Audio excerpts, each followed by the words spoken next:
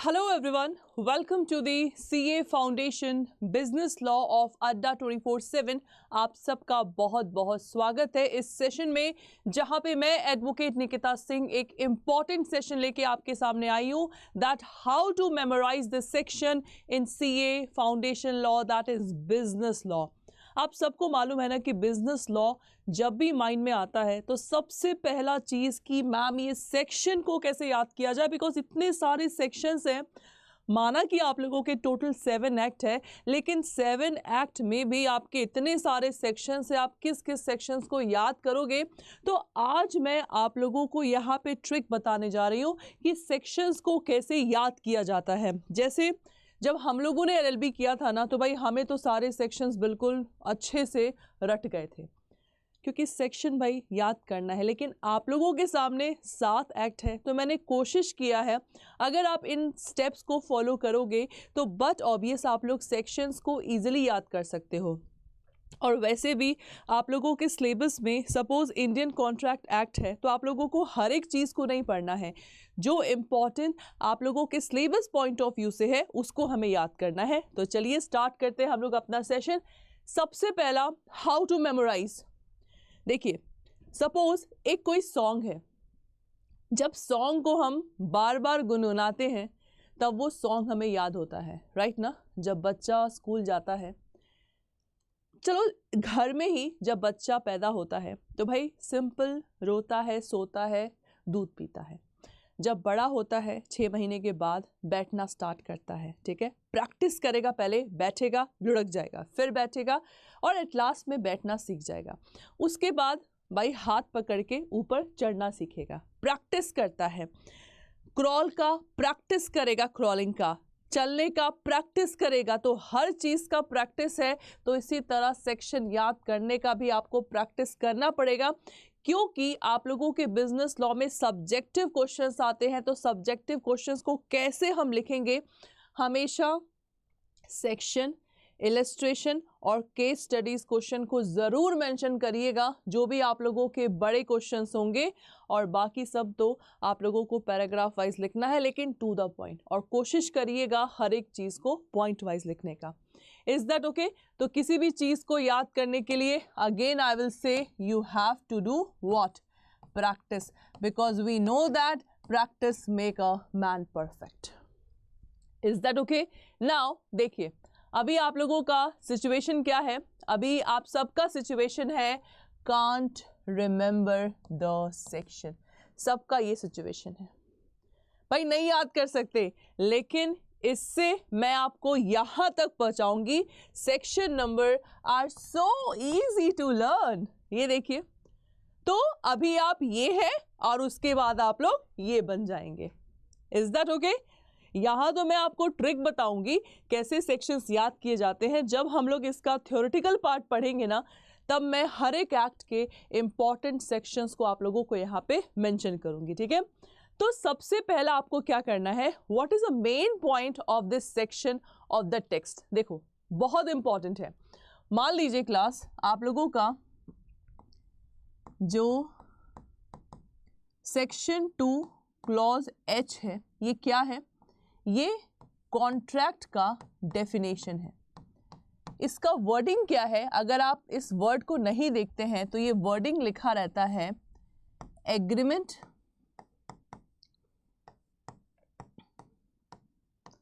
enforceable by law is called contract। तो class सबसे पहला आप लोगों का वे क्या है, आप लोगों को किसी भी सेक्शन का मेन पॉइंट उठा के क्या करना है।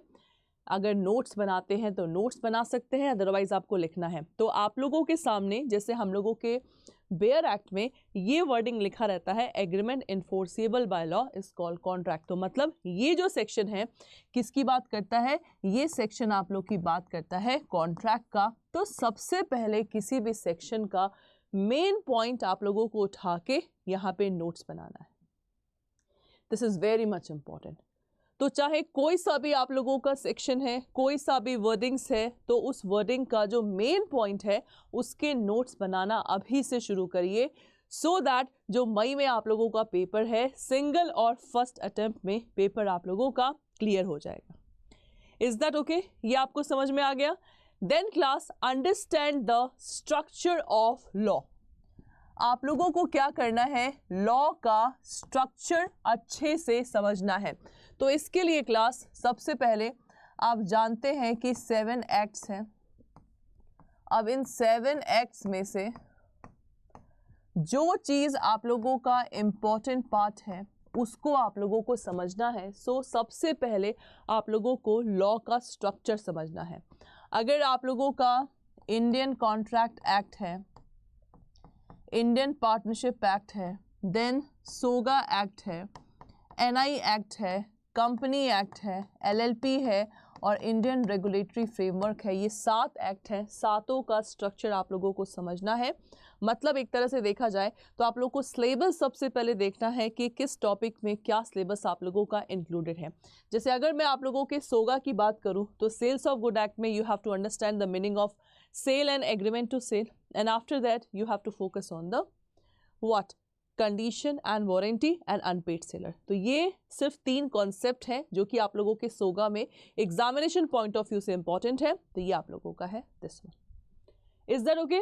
उसके बाद क्लास आप लोगों को ब्रेक इट डाउन। कभी कभार क्या होता है, सपोज एक सेक्शन है, ठीक है, सपोज ये सेक्शन 2 है, सेक्शन 2 का क्लॉज 1 है, क्लॉज 1 का ए है। तो कभी कभार सेक्शन ना आप लोगों के इस फॉर्म में होते हैं, तो आपको क्या करना है, उन सेक्शन को तोड़ना है। तोड़ने का मतलब है कि सबसे पहला सेक्शन 2 क्या कहता है, ठीक है, सेक्शन 2 क्या कह रहा है, उसके बाद सेक्शन 2 का जो 1 का ए क्लॉज है वो क्या कहता है। तो सेक्शन को तोड़िए, तोड़ेंगे तो वर्ड टू वर्ड आप लोगों को इजी रहेगा यहाँ पे याद करना। देखिए ध्यान से, ठीक है, वर्ड टू वर्ड आप लोगों के लिए इजी रहेगा यहाँ पे याद करना, that is important. Is that okay? Then after that create the flash card. ये बहुत इंपॉर्टेंट है।